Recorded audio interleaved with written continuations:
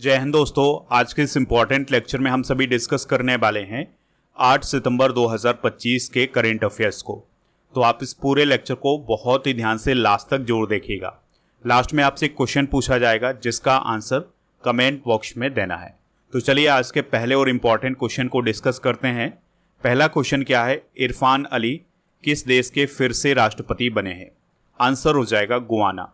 तो गुआना देश में अभी राष्ट्रपति चुनाव हुए थे जिसमें इरफान अली ने जीत हासिल की है। तो इनका पूरा नाम है मोहम्मद इरफान अली। इनकी पार्टी का नाम है पीपल्स प्रोग्रेसिव पार्टी। यह इनका सेकंड टर्म है। पहली बार वो प्रेसिडेंट बने थे 2020 में। इरफान अली का जो परिवार है वो गिरमिटिया मजदूरों से संबंधित है। आपको याद रखना है कि जो गिरमिटिया मजदूर हैं ये भारत के मजदूर थे। इन्हें अंग्रेज़ों के द्वारा गुआना ले जाया गया था। ठीक है, तो ये गिरमिटिया मजदूर कहलाते हैं। तो उन्हीं के वंशज हैं इरफान अली।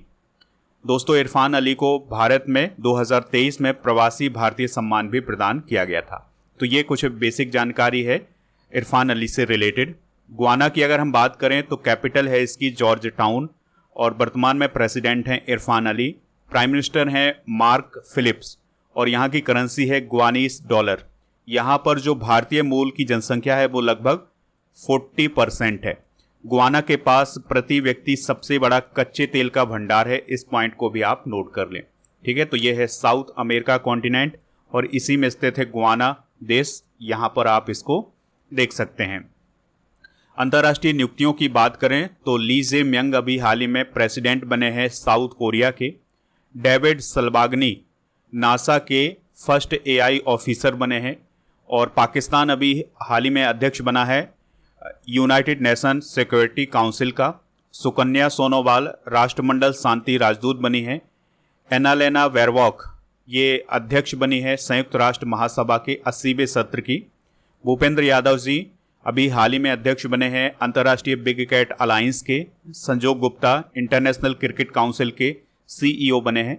जेनिफर सीमंस की बात करें तो ये फर्स्ट फीमेल प्रेसिडेंट बनी है सूरीनाम की। और यूलिया स्विरिडेंको की बात करें तो ये प्राइम मिनिस्टर बनी है यूक्रेन की।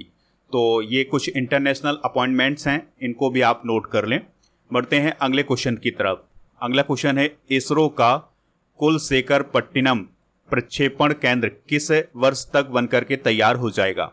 आंसर हो जाएगा 2026 तक। ठीक है, तो इसरो के द्वारा कुलशेखरपट्टिनम प्रशिक्षण केंद्र तैयार किया जा रहा है। तो ये 2026 तक बनकर तैयार हो जाएगा। ये कहाँ पर स्थित है? तो तमिलनाडु का जो तूतीकोरिन जिला है उसमें जो कुलशेखरपट्टिनम नामक स्थान है यहाँ पर इसरो का ये प्रक्षेपण केंद्र तैयार किया जा रहा है। दिसंबर 2026 तक ये तैयार हो जाएगा। इसका शिलान्यास फरवरी 2024 में किया गया था। दोस्तों, ये जो प्रक्षेपण केंद्र है यहाँ पर SSLV जो रॉकेट हैं वो प्रक्षेपित किए जाएंगे। ठीक है, यानी कि जो छोटे उपग्रहों के लिए रॉकेट हैं वो यहाँ से प्रक्षेपित होंगे। यहाँ पर हर साल 20 से 25 SSLV लॉन्च किए जाएंगे। अब ये क्यों ज़रूरी है, ये प्रक्षेपण केंद्र क्यों बनाया जा रहा है इसरो के द्वारा? तो जो श्रीहरिकोटा प्रक्षेपण केंद्र है उसका दबाव कम करना, क्योंकि वहाँ से बहुत सारे सैटेलाइट लॉन्च किए जा रहे हैं। तो उसके प्रेशर को कम करने के लिए ये काम किया जा रहा है कि कुलशेखरपट्टिनम में ये प्रक्षेपण केंद्र बनाया जा रहा है। इसरो की अगर हम बात करें तो इसरो हमारे देश की स्पेस एजेंसी है। इसका फुल फॉर्म है इंडियन स्पेस रिसर्च ऑर्गेनाइजेशन, इसे शॉर्ट में हम इसरो बोलते हैं। 15 अगस्त 1969 को इसकी स्थापना हुई थी। ये कई बार एग्जाम में पूछा गया क्वेश्चन है, इसे आप नोट कर लें। इसके फाउंडर थे डॉक्टर विक्रम साराभाई। हेडक्वार्टर है इसका बेंगलुरु कर्नाटका में और वर्तमान में इसके प्रेसिडेंट हैं डॉक्टर वी नारायणन। ठीक है, ये 11वें नंबर के हैं। आर्यभट्ट की अगर हम बात करें तो यह भारत का पहला सैटेलाइट था जिसे 1975 में सोवियत संघ के मदद से लॉन्च किया गया था। सोवियत संघ से ही लॉन्च किया गया था, यानी आज के रूस से लॉन्च किया गया था। अगला क्वेश्चन है यस बैंक के अंशकालिक गैर कार्यकारी अध्यक्ष के रूप में किसे पुनर्नियुक्त किया गया है? आंसर हो जाएगा आर गांधी को। तो यहाँ पर राहुल गांधी ने समझ लेना, इनका नाम है दोस्तों राम सुब्रमण्यम गांधी। तो राम सुब्रमण्यम गांधी यस बैंक के अध्यक्ष बन गए हैं। ठीक है, ये बात आप याद रखिएगा। तो उनकी फिर से नियुक्ति की गई है, यानी इससे पहले भी वो अध्यक्ष थे, अब वो फिर से अध्यक्ष बने हैं। अब इनका जो टर्म होगा वो 2025 से लेकर 2027 तक होगा। यस बैंक की अगर हम बात करें तो इसकी स्थापना हुई थी 2003 में। हेडक्वार्टर है इसका मुंबई में और इसके फाउंडर थे राणा कपूर और अशोक कपूर। इसके वर्तमान में एमडी और सीईओ हैं प्रशांत कुमार। दोस्तों, कुछ प्रमुख बैंकों के जो हेड हैं उनको डिस्कस करते हैं। जैसे एसबीआई के जो अध्यक्ष हैं वो हैं चल्ला श्रीनिवासुलु शेट्टी, और बैंक ऑफ बड़ौदा के एमडी हैं देवदत्त चंद। बैंक ऑफ इंडिया के एमडी सीईओ हैं रजनीश कर्नाटक। बैंक ऑफ महाराष्ट्र की जो प्रमुख हैं वो हैं निधु सक्सेना। कैनरा बैंक के Satyanarayan Raju. Central bank of India के एमडी सीईओ हैं मातम वेंकट राव। इंडियन बैंक के सीईओ हैं Vinod Kumar. Indian overseas bank के एमडी सीईओ हैं अजय कुमार श्रीवास्तव। पीएनबी यानी पंजाब नेशनल बैंक के जो प्रमुख हैं वो हैं अशोक चंद्र, और यूको बैंक के एमडी हैं अश्विनी कुमार। अगला क्वेश्चन है, काफ़ी इंपॉर्टेंट क्वेश्चन है, इस क्वेश्चन को आप नोट कर लें, क्वेश्चन पूछा जा सकता है एग्जाम में। अगला क्वेश्चन क्या है, यूएस ओपन 2025 में महिला एकल का खिताब किसने जीता है? तो यूएस ओपन अमेरिका में आयोजित किया गया है, जिसमें महिला एकल का खिताब यानी वुमेन्स सिंगल्स का जो टाइटल है वो किसने जीता है? आर्याना सबालेंका ने। किसने जीता है दोस्तों? आर्याना सबालेंका ने। तो बेलारूस की टेनिस खिलाड़ी हैं आर्याना सबालेंका, तो उन्होंने यूएस ओपन 2025 में महिला एकल का खिताब जीता है। उप विजेता कौन रही हैं? अमांडा अनीसिमोवा, जो कि अमेरिका की हैं। ठीक है, और ये जो यूएस ओपन का फाइनल हुआ है ये आर्थर एस स्टेडियम न्यूयॉर्क में हुआ है 6 सितंबर 2025 को। आर्याना सबालेंका की बात करें तो ये किस देश की हैं? बेलारूस की। इस बात को आप ज़रूर याद रखिएगा। इन्होंने यूएस ओपन 2024 भी जीता है और अब 2025 भी जीता है। इसके अलावा उन्होंने अपने कैरियर में ऑस्ट्रेलियन ओपन 2023 और 2024 जीता है।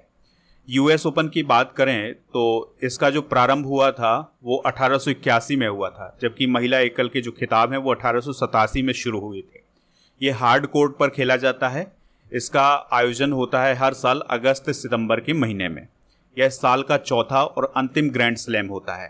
तो अब आप कमेंट बॉक्स में हमें क्रम से बताएं कि साल का पहला, दूसरा, तीसरा और चौथा ग्रैंड स्लैम कौन होता है।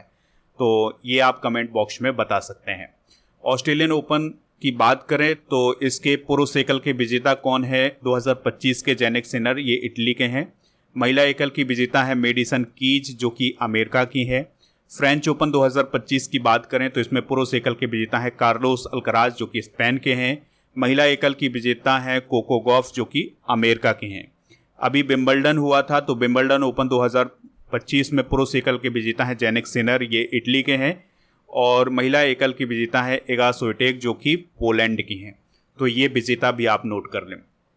अगला क्वेश्चन है, स्केचर्स ने किसे अपना ब्रांड एम्बेसडर बनाया है? तो दोस्तों, मोहम्मद सिराज। तो भारतीय तेज गेंदबाज हैं मोहम्मद सिराज, तो उन्हें स्केचर्स कंपनी ने अपना ब्रांड एम्बेसडर बनाया है। स्केचर्स कंपनी की बात करें तो यह अमेरिका की कंपनी है और ये sports shoes, casual footwear, performance shoes, ये सब बनाने का काम करती है। तो उसी के लिए भारतीय तेज गेंदबाज मोहम्मद सिराज को ब्रांड एम्बेसडर बनाया गया है। दोस्तों, ब्रांड एम्बेसडर डिस्कस करते हैं। जैसे राष्ट्रमंडल शांति राजदूत के रूप में सुकन्या सोनोवाल को नियुक्त किया गया है, और बिहार चुनाव के लिए स्वीप आइकॉन नियुक्त किया गया है नीतू चंद्रा और क्रांति प्रकाश झा को। डेटॉल कंपनी के ब्रांड एम्बेसडर MS धोनी बने हैं। कर्नाटक वन विभाग के brand ambassador Anil Kumble. World para athlete के ब्रांड एम्बेसडर कंगना रणावत बनी है। और मालदीव का ग्लोबल एम्बेसडर किसे बनाया गया? कैटरीना कैफ को। ऑडी इंडिया की ब्रांड एम्बेसडर नीरज चोपड़ा बने हैं। यूरेका फोर्ब्स की brand ambassador Shraddha Kapoor. Dream technology की कृति सेनन। टाटा मोटर्स के ब्रांड एम्बेसडर विकी कौशल बने हैं। पढ़ते हैं अगले क्वेश्चन की तरफ। काफ़ी इंपॉर्टेंट क्वेश्चन है। किस देश ने भारत की मलक्का जल डमरू मध्य यानी स्ट्रेट गश्ती योजना का समर्थन किया है? आंसर हो जाएगा सिंगापुर। ठीक है, तो सिंगापुर के द्वारा अभी हाल ही में भारत की मलक्का जल डमरू मध्य गश्ती योजना का समर्थन किया है।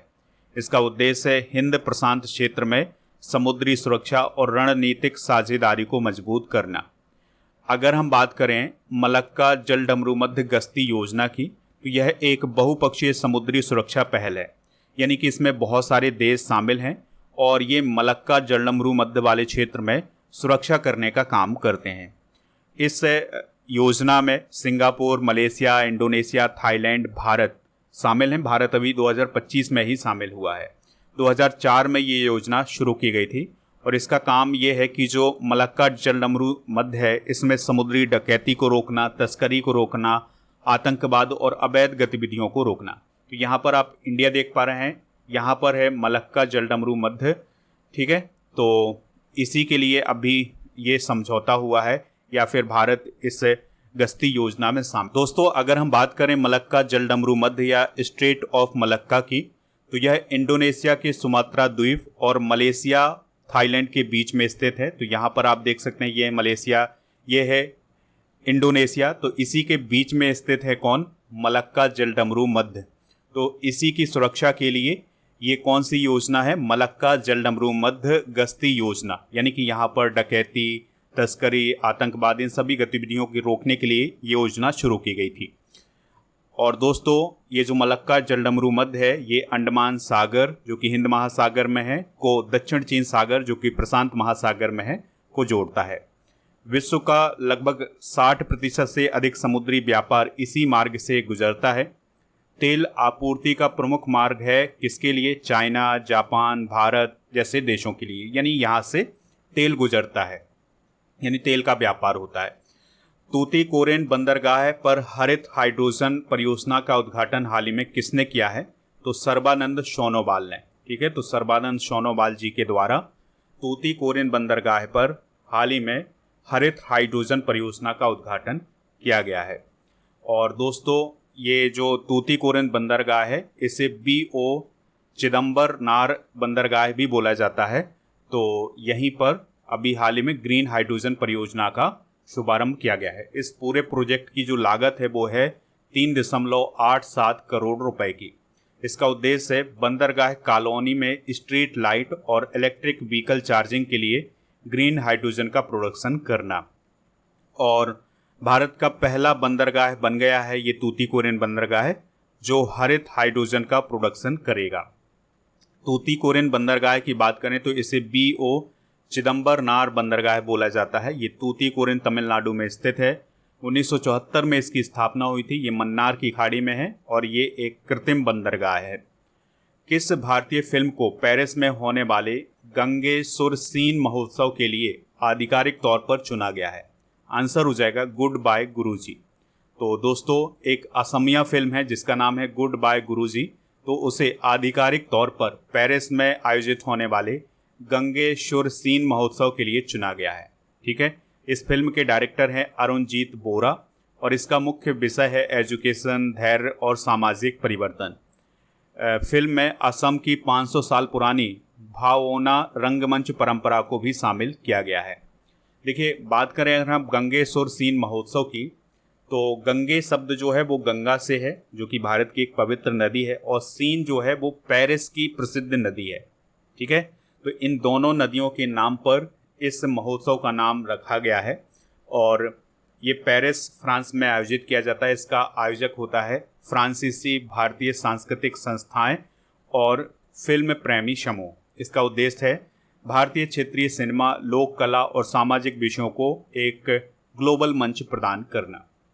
2025 की कुछ प्रमुख फिल्मों को आपको याद रखना है, जैसे मेलबर्न भारतीय फिल्म महोत्सव 2025 में जो बेस्ट फिल्म रही है वो रही है होम बाउंड। राष्ट्रीय फिल्म पुरस्कार 2025 में बेस्ट फिल्म थी 12th फेल।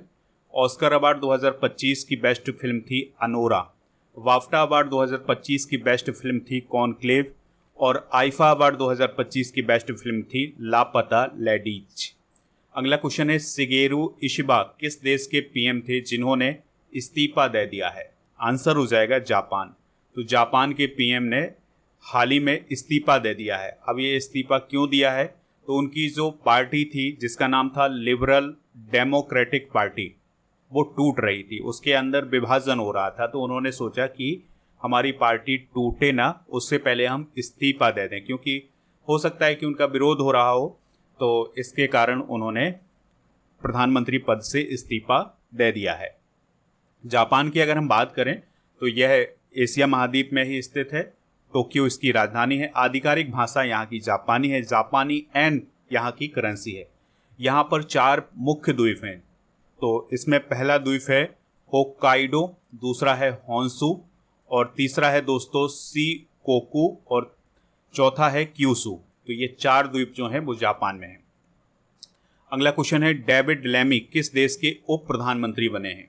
आंसर हो जाएगा ब्रिटेन। ठीक है, तो ब्रिटेन के उप प्रधानमंत्री कौन बने हैं? डेविड लैमी बने हैं। इसके अलावा जो याबेट कूपर हैं ये विदेश सचिव बने हैं। विदेश सचिव बनने का मतलब है विदेश मंत्री। ठीक है, तो याबेट कूपर विदेश मंत्री बने हैं, और शबाना महमूद को गृह सचिव यानी गृह मंत्री बनाया गया है। तो आपको याद रखना है कि डेविड लैमी ब्रिटेन के उप प्रधानमंत्री, न्याय सचिव और लॉर्ड चांसलर बने हैं। इन्हें 3 पद दिए गए हैं। और याबेट कूपर विदेश मंत्री और शबाना महमूद गृह मंत्री बनी है। शबाना महमूद जो है वो पाकिस्तानी मूल की है, इस बात को भी आप याद रखिएगा। यूनाइटेड किंगडम के बारे में अगर हम बात करें तो इसकी जो कैपिटल है वो है लंदन। सम्राट हैं चार्ल्स तृतीय। कीर स्टारमर यहाँ के पीएम है, ये लेबर पार्टी के हैं।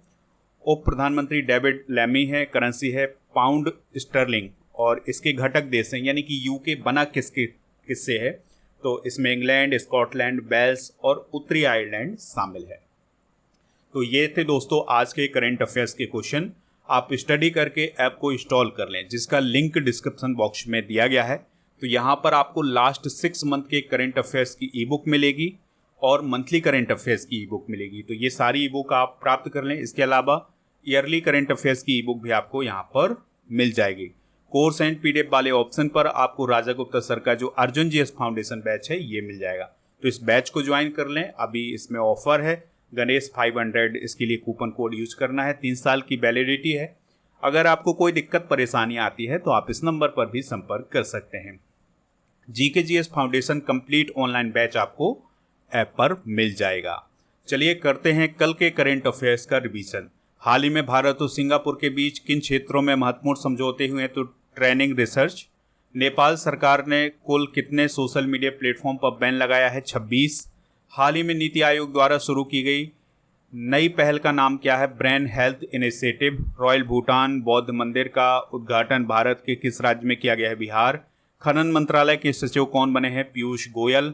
जस्टिस श्री चंद्रशेखर किस हाई कोर्ट के चीफ जस्टिस बने हैं? Bombay high court. Russia China ने किस नई गैस पाइपलाइन के निर्माण के लिए समझौता किया है? Power of Siberia 2। Professor V के गोकाक पुरस्कार किसे प्रदान किया गया है? आनंद बी पाटिल। किस राज्य ने शरद ऋतु कैलेंडर 2025 जारी किया है, लॉन्च किया है? मेघालय। किस प्राधिकरण ने ऑपरेशन स्वर्ण की घोषणा की है? तो तिरुपति शहरी विकास प्राधिकरण ने। दोस्तों आज के जनरल नॉलेज के पिटारे में जीव विज्ञान की प्रमुख शाखाएं डिस्कस करेंगे, जैसे ऑर्निथोलॉजी में पक्षियों का अध्ययन, इक्थियोलॉजी में मछलियों का अध्ययन, पोमोलॉजी में फलों का अध्ययन किया जाता है, डेंड्रोलॉजी में वृक्षों और झाड़ियों का अध्ययन किया जाता है, ओफियोलॉजी में सांपों का अध्ययन, सोरोलॉजी में छिपकलियों का अध्ययन, सिल्वीकल्चर में काष्ठी पेड़ों का अध्ययन, और हार्टिकल्चर में उद्यान विज्ञान। हार्टिकल्चर जो है वो उद्यान विज्ञान कहलाता है। ठीक है, तो ये जीव विज्ञान की शाखाएं आप नोट जरूर कर लें। कल के करंट अफेयर्स में आपसे पूछा गया था कि रेमन मैग्सेसे पुरस्कार 2025 किसे प्रदान किया गया है? तो एजुकेट गर्ल्स को प्रदान किया गया है। इस पॉइंट को आप ज़रूर याद रखें क्योंकि ये क्वेश्चन भी काफ़ी इंपॉर्टेंट है। चल्ला श्रीनिवासुलु शेट्टी किस बैंक के अध्यक्ष हैं? जो भी इसका राइट आंसर हो कमेंट बॉक्स में ज़रूर बताएं। आप स्टडी करके ऐप को इंस्टॉल कर रहे हैं तो यहाँ पर आपको monthly current affairs, half yearly current affairs, yearly current affairs, state wise current affairs और इसके अलावा जीके जीएस की ई बुक मिल जाएगी, पीडीएफ मिल जाएगी। तो इनको आप प्राप्त कर सकते हैं ऐप पर जा कर के।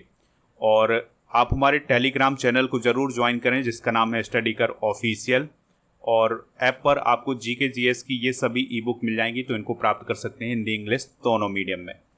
दोस्तों आपको बता दें कि अगर आप डेली करंट अफेयर्स का टेस्ट देना चाहते हैं तो टेस्ट पास वाले ऑप्शन पर जाकर के डेली करंट अफेयर्स का टेस्ट दे सकते हैं। यहाँ पर आपको 4000 से अधिक टेस्ट मिलेंगे 1 साल की वैलिडिटी के साथ।